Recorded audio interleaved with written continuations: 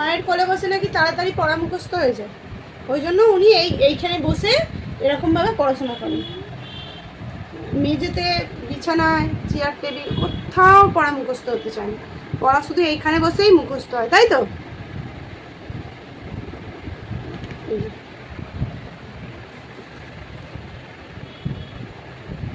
বুঝেছো? বসেছো তো এক দখল করে আমাকে, তার মধ্যে আবার এই কামড়। কিছু একটু বল। কি বলছো?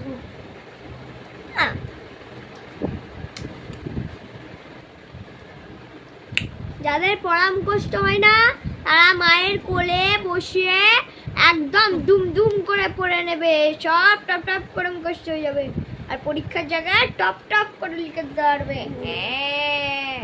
ও মায়ের কোলে বসে পড়ে একদম উদ্ধার করে দিচ্ছে মাকে। আরে ছাড় রে। যারা যারা অঙ্ক পারো তারা বলো তো 100 আর 2500 আর 5000 টাকা যোগ করলে কত হয়? বাবা 100, 2500 আর 5000? হ্যাঁ, যোগ করলে কত হয়? আমি বলবো? যে কমেন্ট করে বলবো। কমেন্ট করে, আচ্ছা ঠিক আছে, তাড়াতাড়ি তোমরা কমেন্ট করে জানাও তো।